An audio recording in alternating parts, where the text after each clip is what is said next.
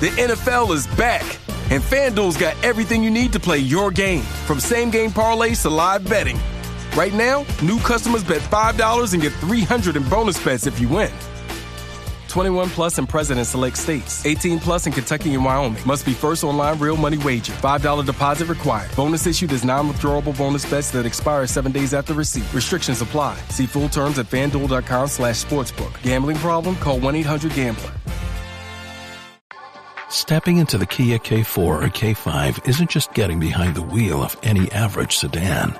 It's stepping into what's next. With a K4, it's stepping into a world that's exciting. With a K5, it's one that's bold.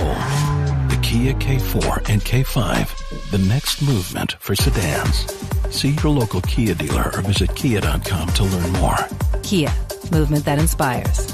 Call 800-333-4KIA for details. Always drive safely. Life is unpredictable, but how you prepare for the unexpected shouldn't be. Take ownership of your life planning with Policy Genius to help your loved ones have a financial safety net in case something happens to you. Whether to cover debts and routine expenses or even invest the money and earn interest over time. With Policy Genius, finding and buying life insurance is simple. You can compare quotes from top insurers and could find coverage that fits your needs and your budget. Plus, they offer life insurance policies starting at just $276 a year for $1 million in coverage. It's an easy way to feel good about and plan for the future. No wonder Policy Genius is the country's leading online insurance marketplace. Don't wait for life to make other plans. Protect your family today. Head to PolicyGenius.com to compare top-rated life insurance policies, get your lowest quote, and make a smart move in under 10 minutes. That's PolicyGenius.com.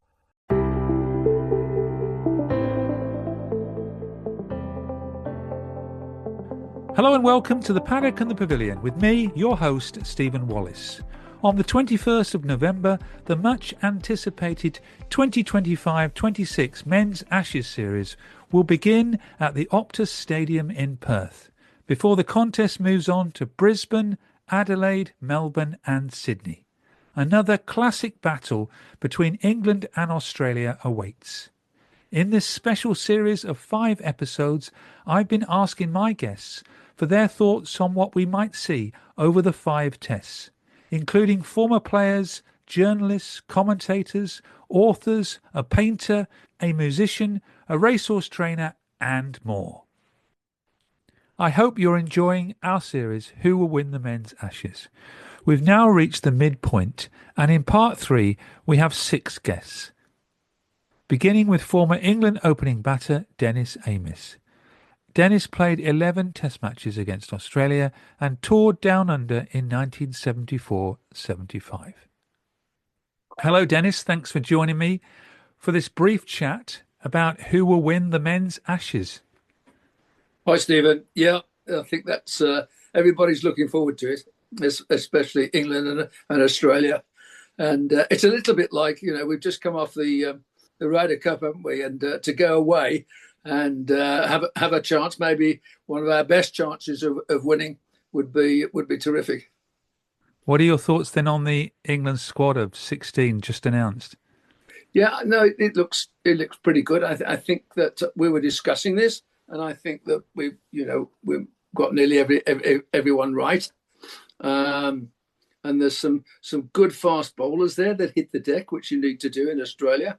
So I was pleased to see one or two there that have got some real pace.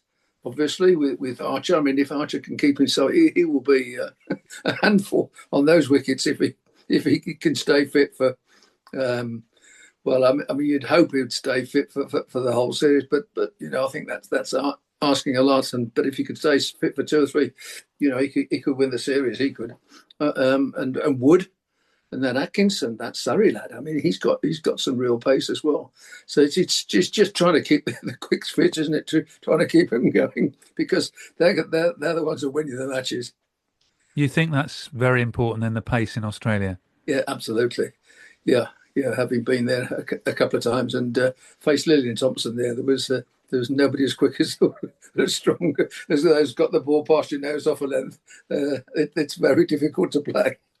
But no, I think they got a great chance. If we look at the Australian side, that they're in the twilight of their careers. A lot of their players, especially the bowlers. So if we could, you've got to keep them out there. Well, that's easier said than done. But if you can just knock them back early on, then get them tired a little bit. They don't come back so quick when you're that age, especially in the cauldron, the heat that they have in their summers. So they could be a little bit, tired at the end of the day when hopefully we've then can push on.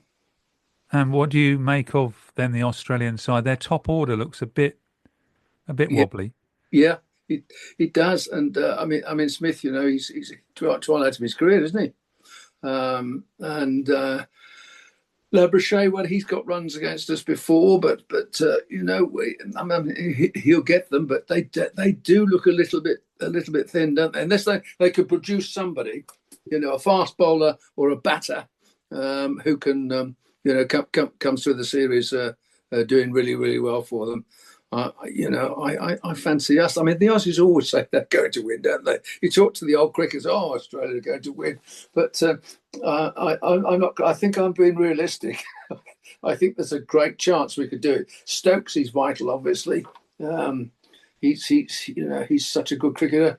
Want to keep him fit. It's all about fitness, looking after your bowlers and that sort of thing. But if we can keep our lads going, and if you do get on top, it's easier than coming from behind all the time, isn't it? Do you think we can get enough runs? Yeah, I do. I think Joe's still playing so well, isn't he? And I think that I'm not. Bethel is just a wonder. I'm bound to say that because he's a Warwickshire lad, but whether he'll get in, I think there's a feeling that he might start at 3 instead of Pope.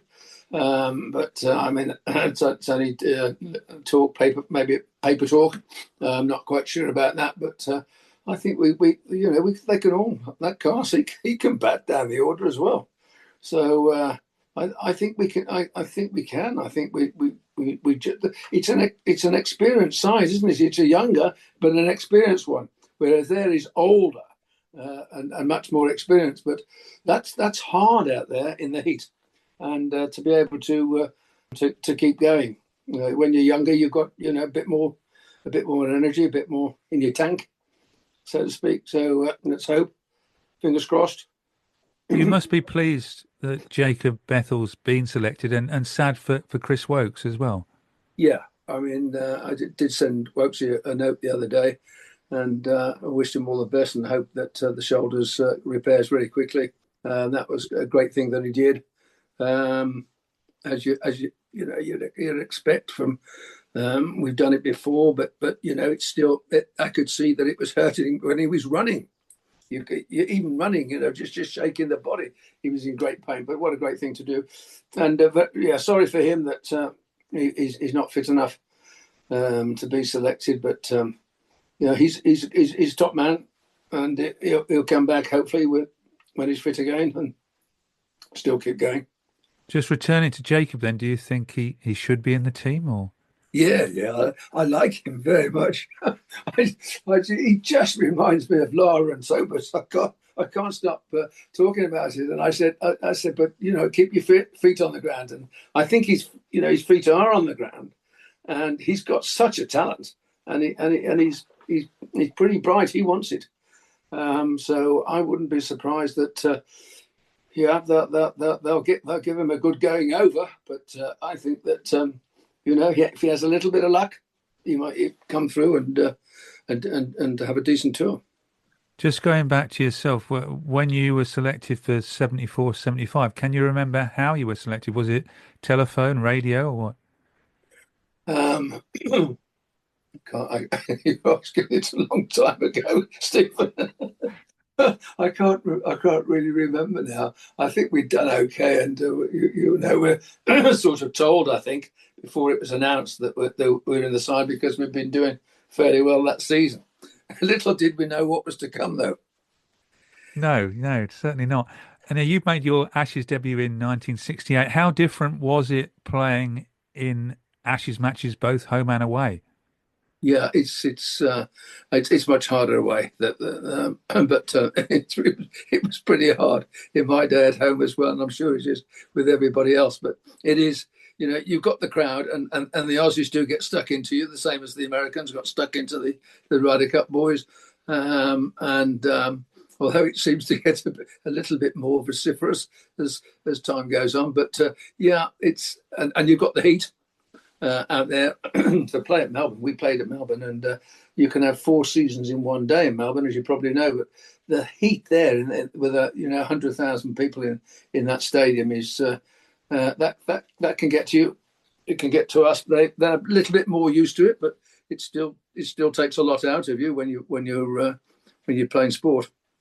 It will be key then for England to rotate these fast bowlers in that heat. Yeah, absolutely. That's going to be vital. How they handle those chaps is vital. And I mean, if somebody's bowling particularly well like Archer, and you feel that you want to keep him going to try and win the series, get ahead pretty quickly, it's tempting to keep playing him. But do you or do you not? That's the big thing. But if he's bowling well and he's getting them out, obviously. Like John Snow did when he go back to the 70s before Lillian Thompson.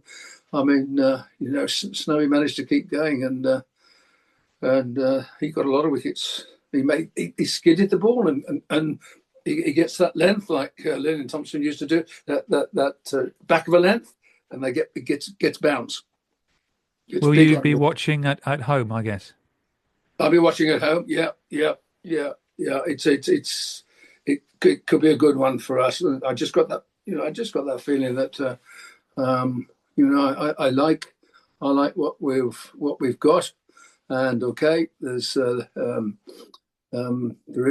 fair bit of experience there, but there's some lads there like Bethel who with less experience, but I just think that if we can just show them and get in early. And just show them and get our confidence going. That's vital confidence.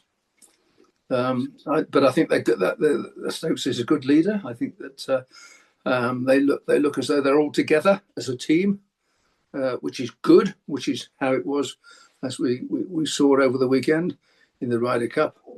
So there's no reason why we shouldn't do it. I do believe it. Yeah, I like what we've got, and knowing that their chaps are in the twilight of their careers as well, I think that's an advantage for us. I don't think there'll be any Christmas call-ups this time like 1974, will there? We had a few, even before Christmas, I think. Yeah, they were calling us Dad's Army, I think. My gosh, there was Edie with what did he get? He got broken rib, didn't he? John Edrich, I think. I got a broken thumb. We called up Colin Cowdrey. Yeah. And that's taking you back. So finally, a prediction then for the series. Okay. I'll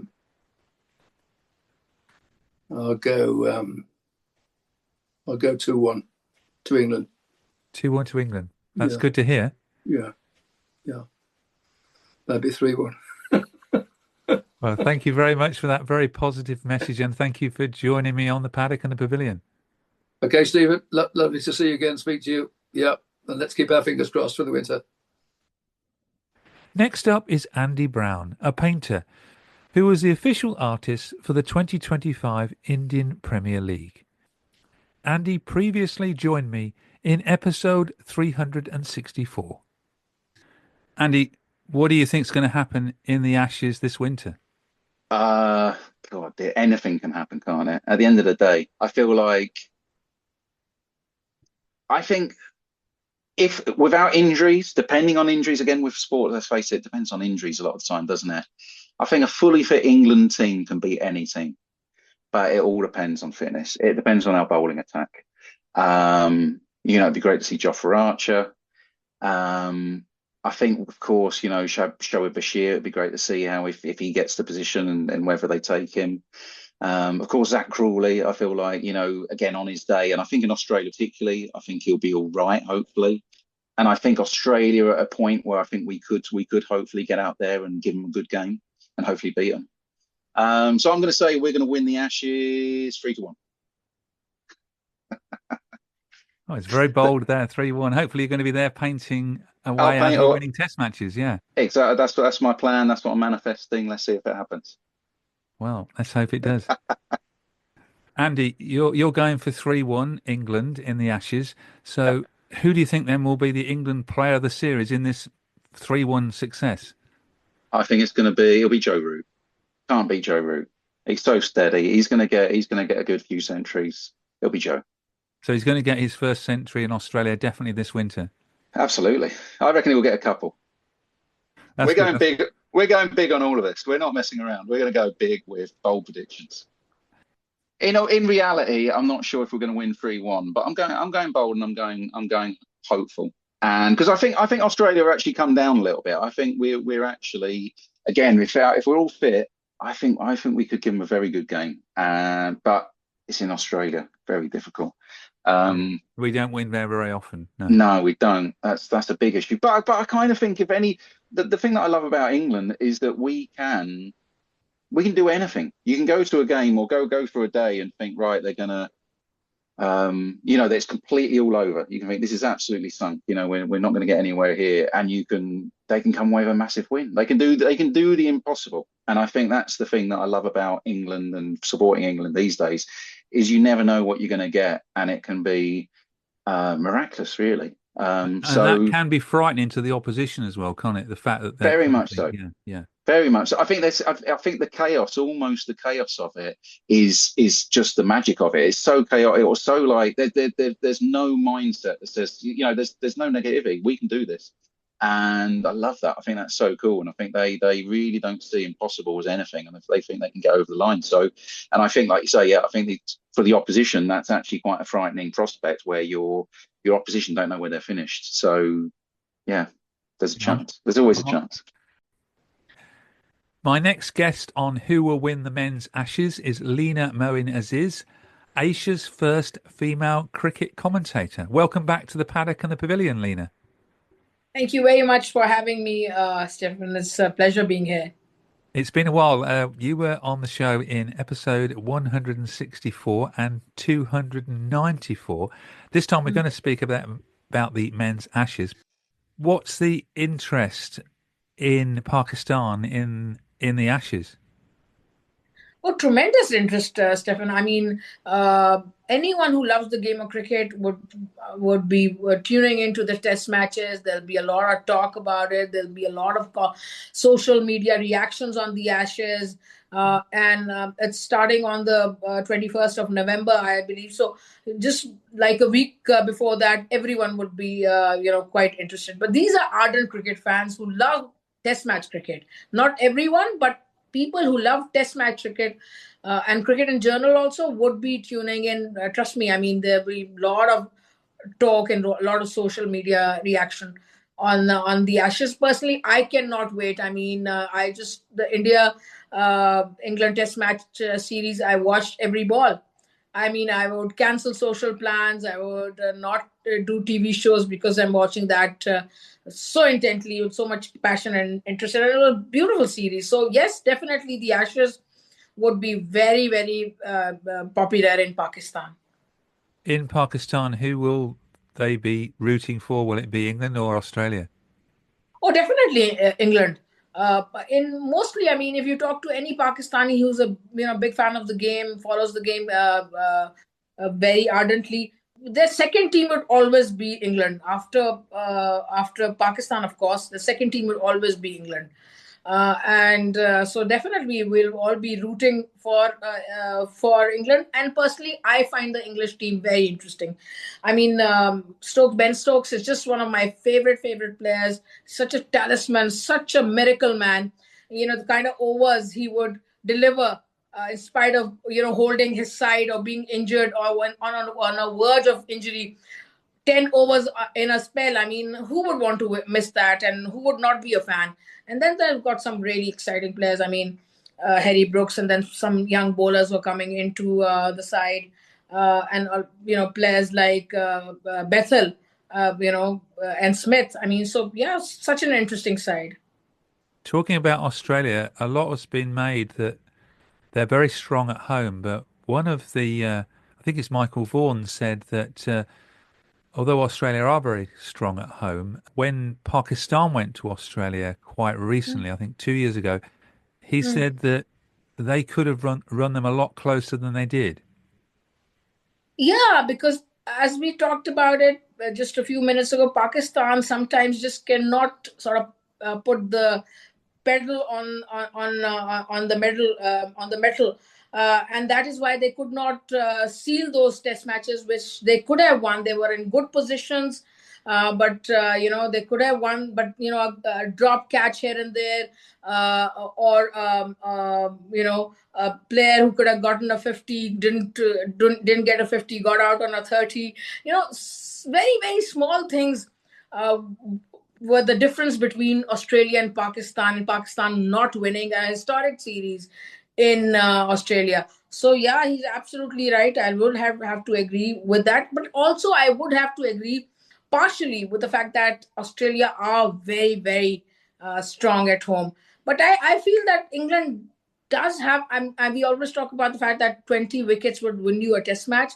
And I do believe that in spite of Broad and Anderson not being there, England does have the bowlers to do well in Australia. Look, they have the pace attack, the paceman in Archer and Wood. Then they have the miracle man, the talisman in Ben Stokes, who can deliver long spells. And then they have the bowlers like Cass and Atkinson and Tongue, who can, that 6 to 8 meter length, if they can move the ball from there, keep bowling there, be consistent, have a good bouncer, and then have that occasional full length, which is in, the 4 meter length. They have all the weapons. So I do feel that England do have a very good chance. And then the batting is very good. I mean, Root, Harry Brooks, I was going to say Harry Potter, Harry Brooks, and, Stokes himself. And then, of course, I'm a big fan of Duckett.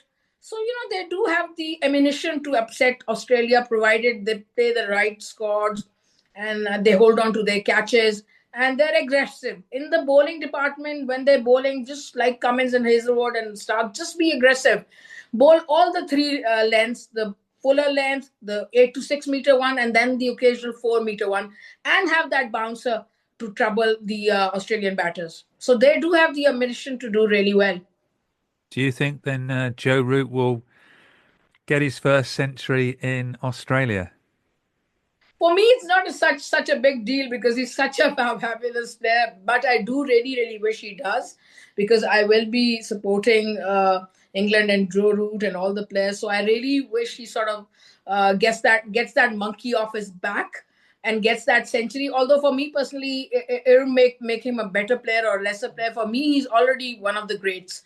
And I love the way he plays, and love the way whenever he comes into bat, even if England is in deep trouble, that he will sort of guide them slowly away from trouble and bring them into a position from where they probably can win the match.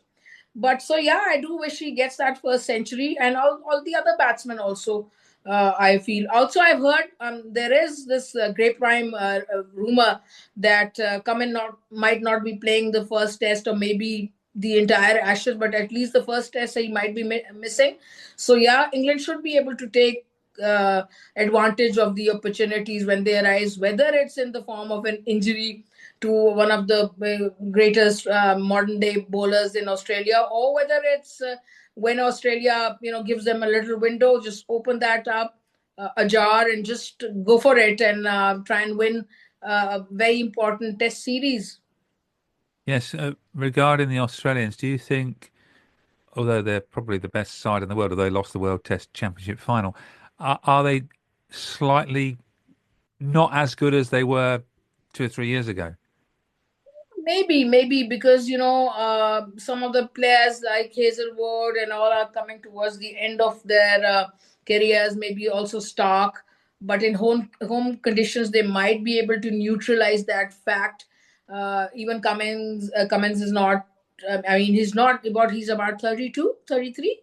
Yeah. So Yeah, so maybe that, and they don't have that quality of batsmen what they used to have. One of the batsmen they can take England can take advantage of is Labuschagne. I mean, I feel he's not in the best of forms, and or he's not the same batsman as he used to be when he started out. So they've got some weak points, and the strong point is of course head. I mean, if Head is in form, he's one player who can just come in and totally change the situation in matter of say 45 minutes. So if he's in great form, the English bowlers have to find a way to get him out and to control him, because he's that kind of freakish player where he can change the game, whether it's a Test match, one day, T20, any format. So just if they can control him, and Labuschagne is out of form, then they've got, and Smith is getting old also. So maybe these three, I mean, if they can sort of control them, let's see what happens, Do you think England in a 5-test series need to make a good start in the series? Absolutely. I think a good start is imperative to maybe win the first test match and have that kind of ascendancy, have that kind of mindset where they win the first test and can exert greater control on the rest of the test matches.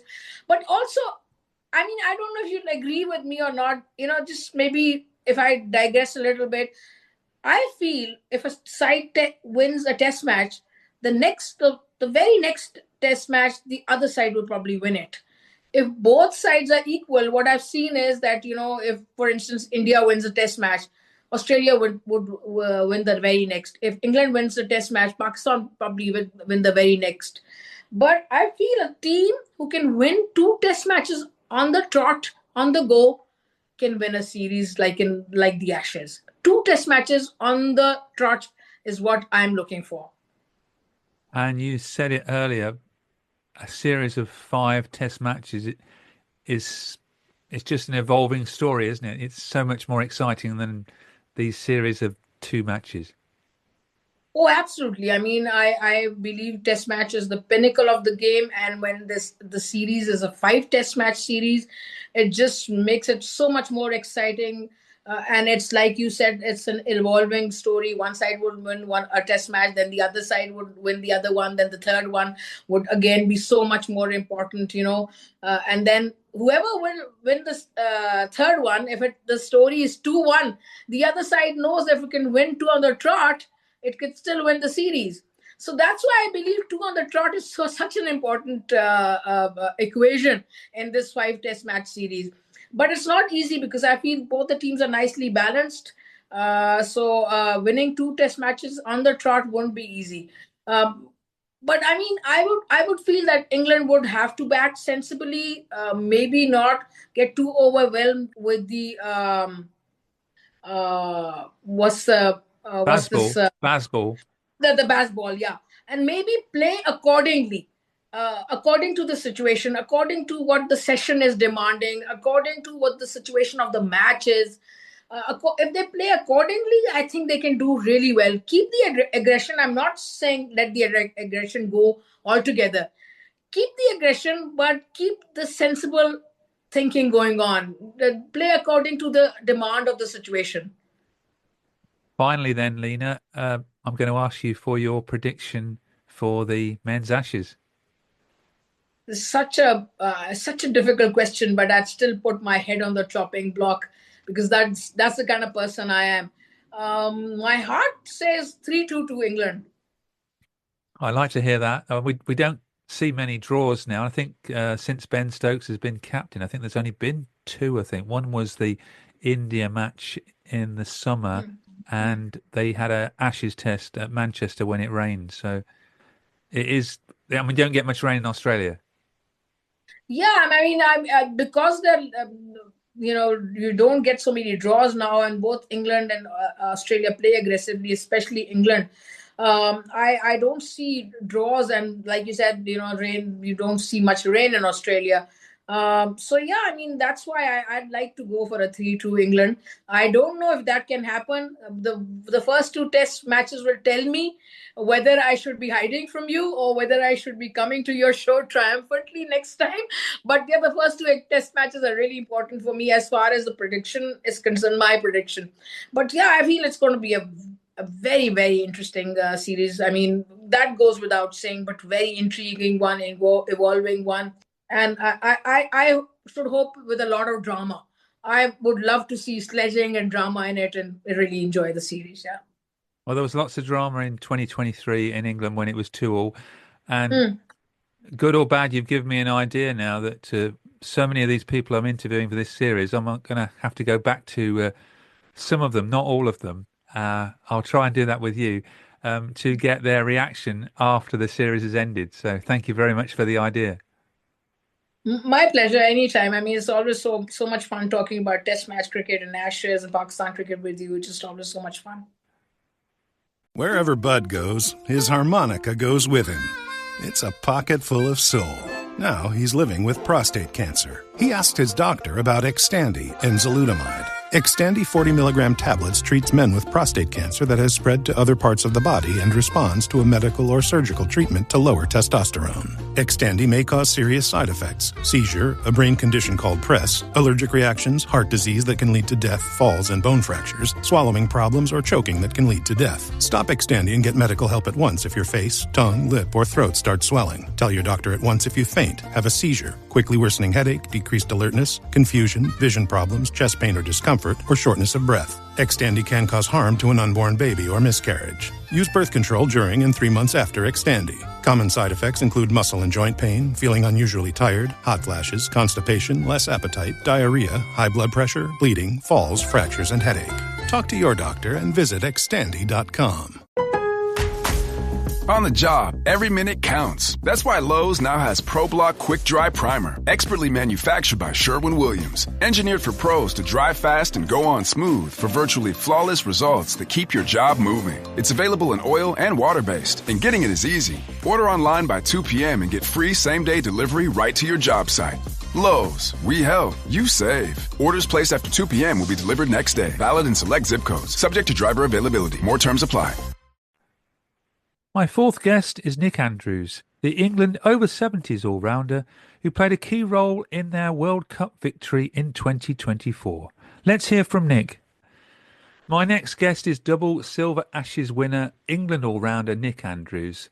Welcome back to the Paddock and the Pavilion, Nick, and to Who Will Win the Men's Ashes?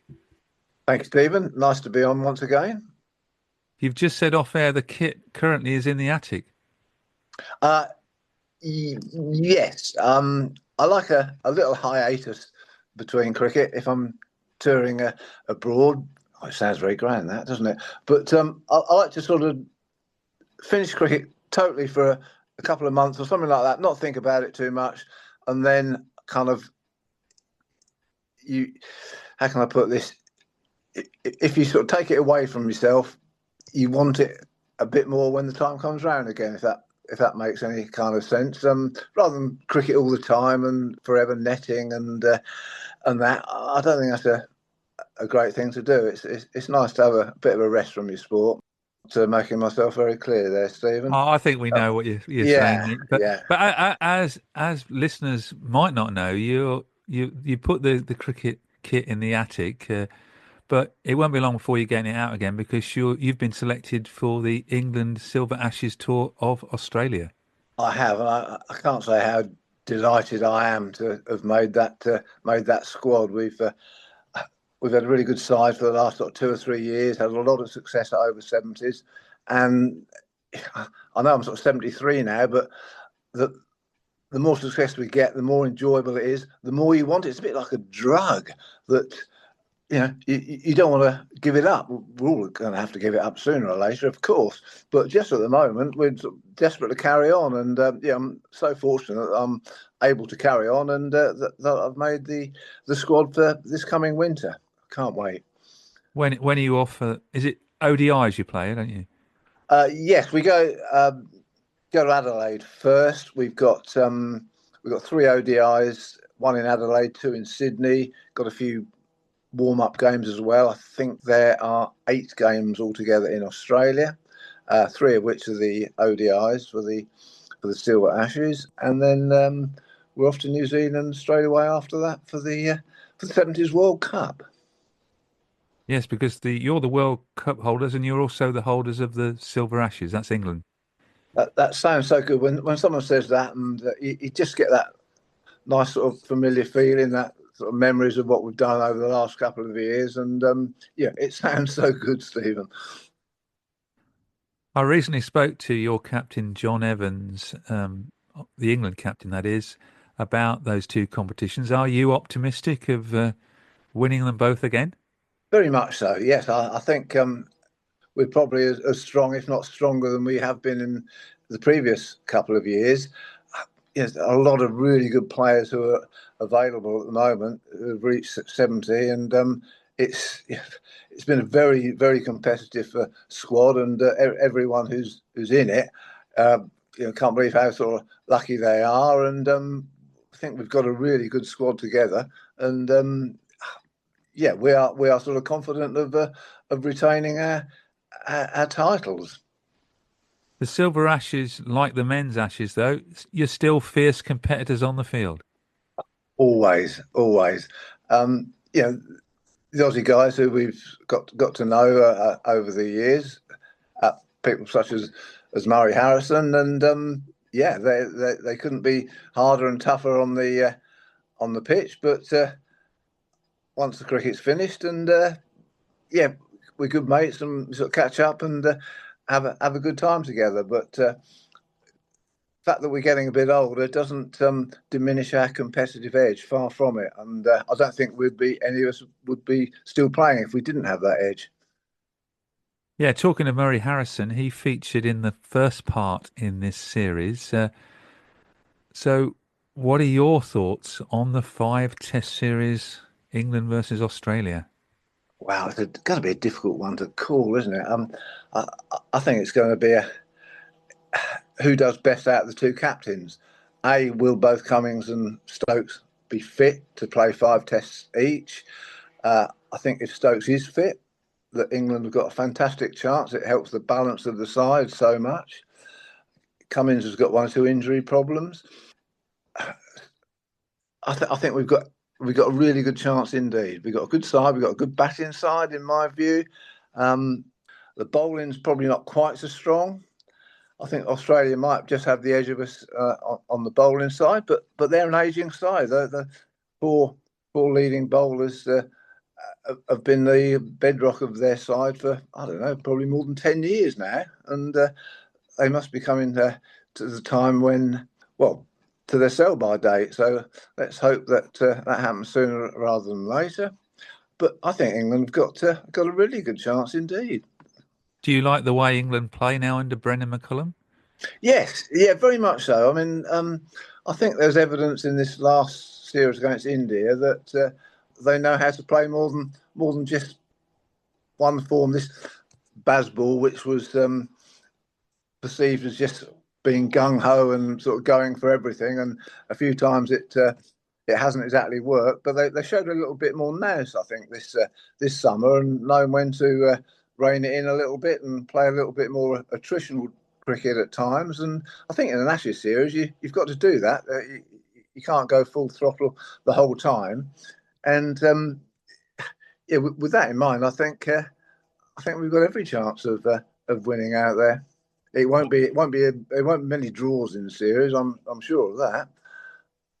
No. Ben Stokes, as I often say, doesn't do draws. No. I think a lot depends on it as well, on our sort of quick bowlers, Archer and Wood. Now, if between them they can play sort of 6 or 7 sort of tests, I think we'll be in a very good place. But both have got injury worries, and I think that's going to be a key thing, because the rest of the attack, Tongue and Atkinson and 1 or 2 others probably haven't quite got the experience to see us home in an away Ashes series. We ran them close last time at home, 2-2, although our record in Australia is not good recently, is it? Oh, shocking. Yeah, I was lucky enough to go and see England play in 2010, 2011, when Cook was getting all those runs and Strauss was in charge, and we're such a good side then. And since then, it's been a bit of a nightmare in Australia. And we're due for a change of fortune, I think. And another key issue, I reckon, is which spinner we're going to use. In previous series, when we've done well out there, we've always had a good spinner, whether it's Swan or I think going back a bit further, Illingworth and Embry were all sort of key when England last won the Ashes out there. So at the moment, I'm not quite sure who England are going to pick, whether they're going to go with Bashir, who only seems to play Test cricket these days, or whether some of the younger guys, Ahmed and Bethel, are going to be used more as a sort of second spinner or first spinner. It's going to be difficult, but I think that's going to be fairly key as to how the bowling side can be balanced. If you've got a good spinner there, you perhaps haven't got to rely on just three, or you can perhaps rely on just three seamers to go with a good spinner. But when you've got Stokes in the side, that could be an extra bowler and an extra batsman as well. So many little imponderables which make things so fascinating as to how they're going to pan out. Well, let's test you out on my yes/no quiz. And I know you don't know what the questions are. They're nothing complicated. It's just a yes/no answer. I tried it out. Good. Tried it out with Simon Finchy, the Barmy Army trumpeter. I'll have to compare his answers when we get round to it. But first question: do you think Mark Wood will be fit? Yes or no? No. Second question. You can always elaborate if you want to on any answer. Jacob Bethel, do you think he should bat at number 3? Yes or no? No. So you're still a Pope man? For the time being, yes. I mean, Jacob's, excellent player. He's got a good future in front of him. But to go out there with very little Test experience, to go and be our number 3 in an Ashes series, I mean, that's a key role. Number of times we lose an early wicket, and that happens in Test cricket.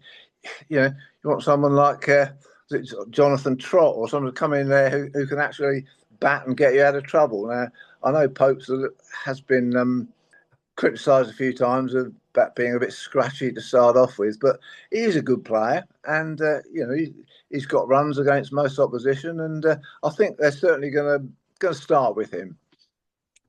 Number 3, in the first Test in Perth, which begins on the 21st of November, in Australia's first innings, will they get less than 300? No. Number 4, will Joe Root get his first Test century in Australia? Unequivocally, yes. You're confident there, then? Very much so, yeah. I mean, he's in the form of his life. I mean, it's so good to watch at the moment, and I think that is on his bucket list, is getting this monkey off his back in Australia. And I wouldn't be at all surprised if he did it in the first Test. Number 5, will Zach Crawley score a century during the series? Yes, he will. I think Crawley will enjoy playing on the Australian wickets. There won't be the lateral movement out there, which seems to get him into trouble against the seam bowlers a lot. No, I think he'll have a good series. He needs one, mind. He is a player, though, that could. It's a big if with Zach Crawley at times, but could really influence some matches. Definitely, yes. I mean, you have to accept that he's going to get a few low scores and quick dismissals, but once he gets going, wow, he can take the game away from anybody very, very quickly. And the management clearly have massive sort of faith in him. He's been in the side a long time, and he's had a few lean runs, but they still persist, and I think they will do out there as well. Final one: will England score 500 in total in an innings during the series? No. You're quite sure about that? I don't think they will. No. I mean, I haven't got the statistics in front of me, but I can't remember the last time England scored 500 in an away series. It might have been that 2010-11 series, I would imagine. But I don't think they'll need to win Test matches out there. I don't think Australia's batting is as strong as it has been in some years. Labuschagne and Smith, who for years was the bedrock of their early order, and not going through the best of times at the moment. I don't think they're going to be a massively sort of strong force in the batting in this series. I think there'll be lower totals all round. Well, thank you for doing that. Now it's time to put you on the spot and ask for a scoreline in the England versus Australia Test series down under. 3-2 England. Oh, it's nice to hear someone predicting England are going to win the series.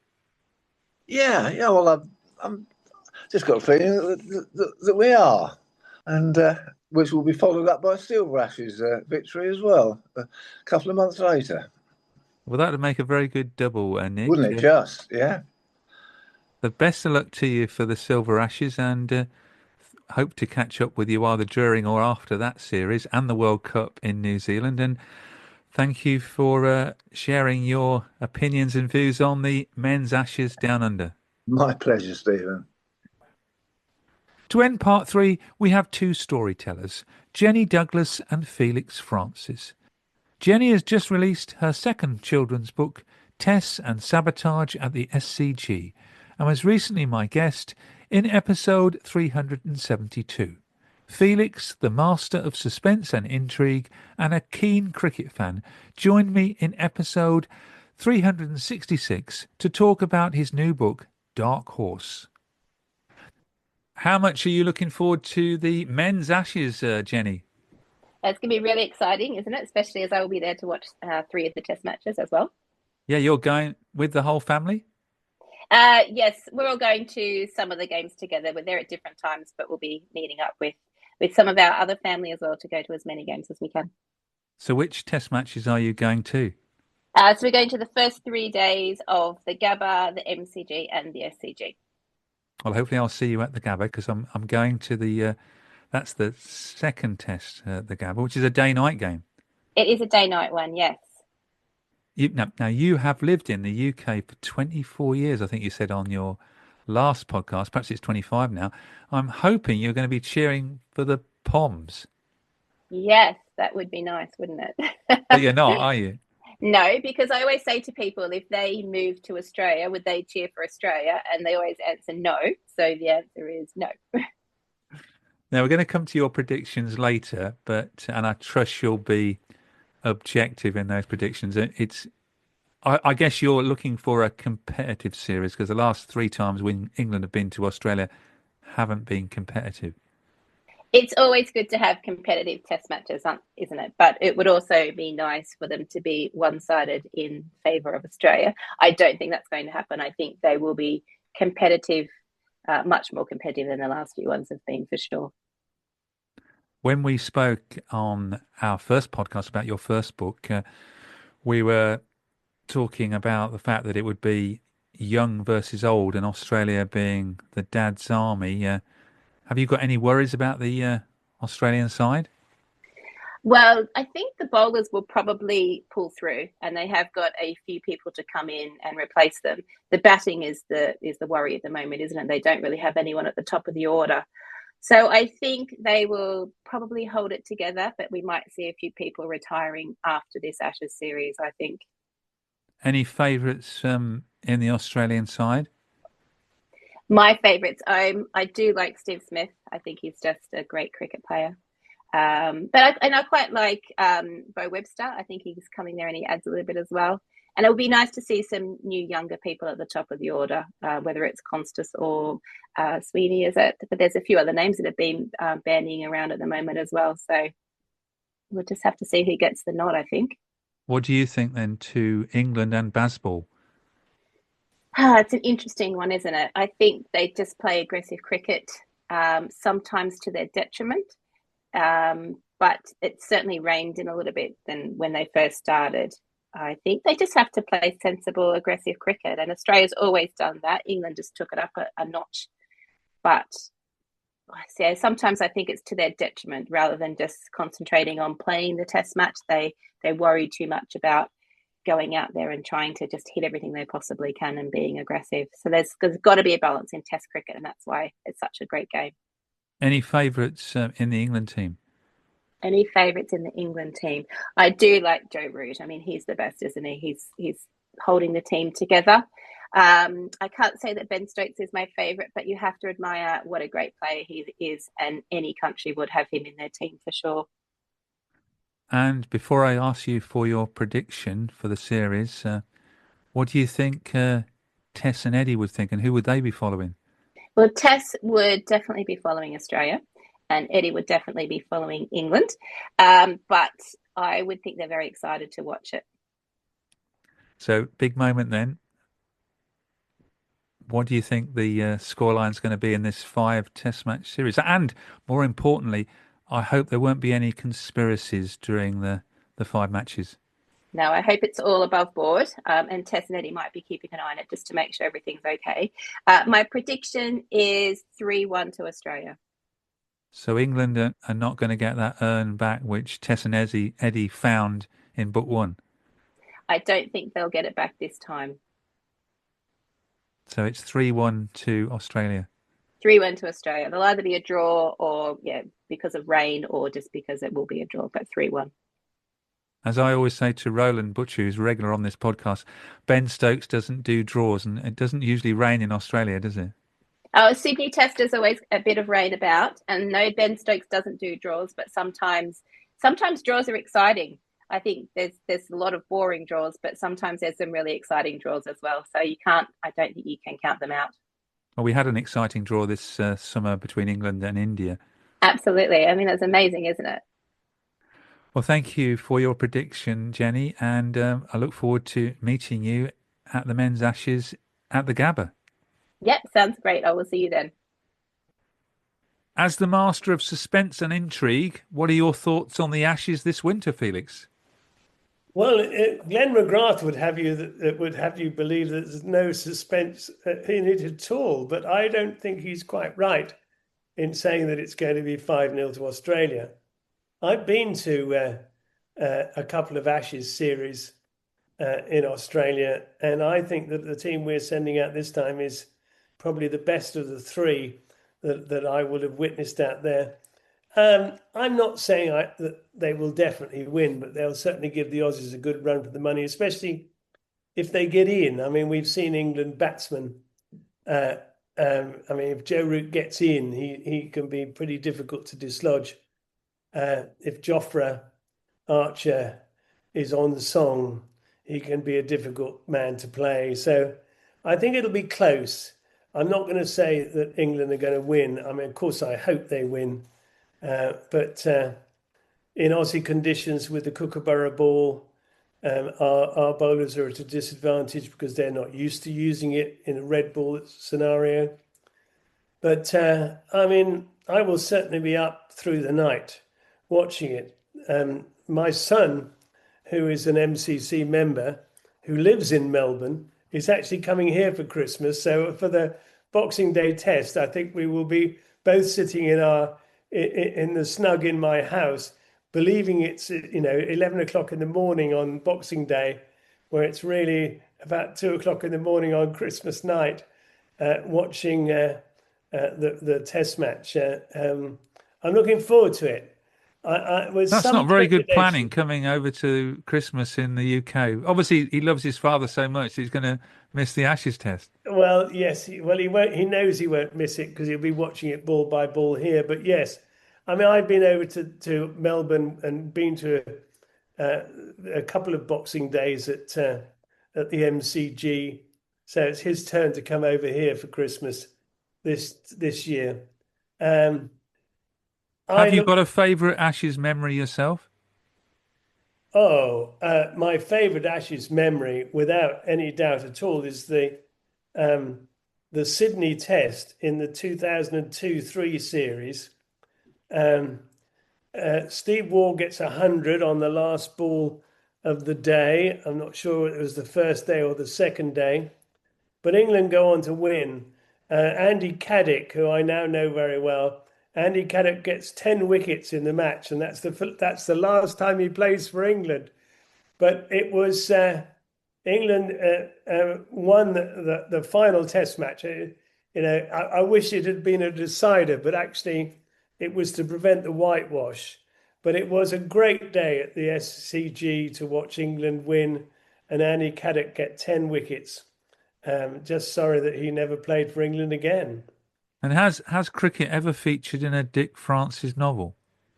I always try and get a little bit of something about cricket. Maybe it's, listening to the cricket scores on the radio.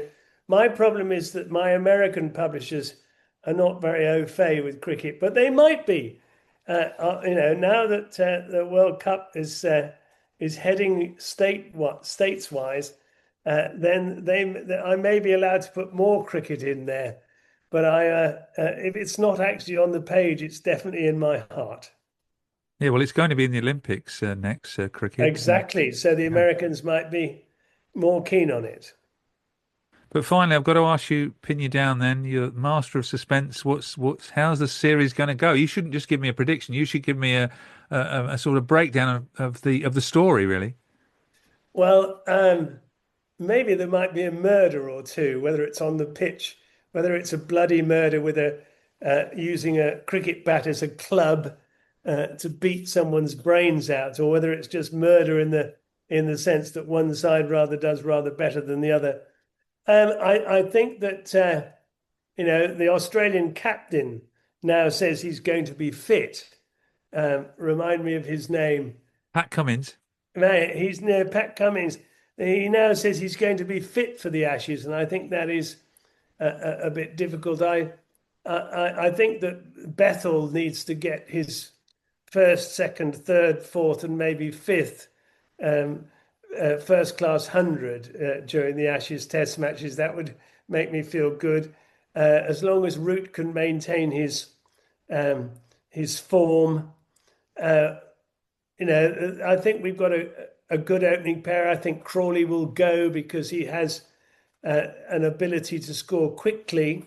Ben Duckett, who was at the same prep school as my children, and I have great affinity for him, and hope that my dear friend John Fingleton, who sadly died recently, was a mentor of Ben Duckett, and I think it would be a good, having been to the Ashes with John Fingers in the past, it would be a great fillip for me if Ben Duckett did well. I just hope that he can maintain his form and also perhaps tone down those rather silly shots and make, instead of being out for 60, make 160. It would make a lot of difference. But, I can't complain. England are an exciting side. I think this is going to be an exciting Ashes. I think that there's going to be a lot of results in the 5 games. I don't see any turgid draws amongst any of them. No, I always say Ben Stokes doesn't do draws, but you still haven't given me an answer yet on the prediction. Well, if I'm going to predict, my grandson, who's Australian, will not like this, but I would like to think we'd win 3-2. I have a suspicion we might lose 3-2. Is that good enough? Well, from the master of suspense and intrigue, that'll be quite a series, won't it? Yeah, but you don't want to give away you don't want to give away the ending before you've even started, Stephen. So I just hope that Glenn McGrath's not right and it is not 5-0, or if it is, it's 5-0 to England. That would be something, wouldn't it? Yeah, it certainly would. That's 3 down and 2 to go in our series, Who Will Win the Men's Ashes? In part 4, Mick Newell, Director of Cricket at Nottinghamshire and a former England Test selector, will be joining the show, along with several more guests, as we continue our countdown to the Men's Ashes.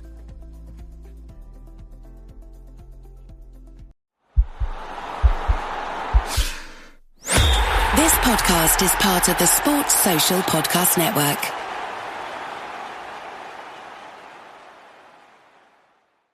AI agents are everywhere, automating tasks and making decisions at machine speed. But agents make mistakes. Just one rogue agent can do big damage before you even notice. Rubrik Agent Cloud is the only platform that helps you monitor agents, set guardrails, and rewind mistakes, so you can unleash agents, not risk. Accelerate your AI transformation at Rubrik.com. That's RUBRIK.com.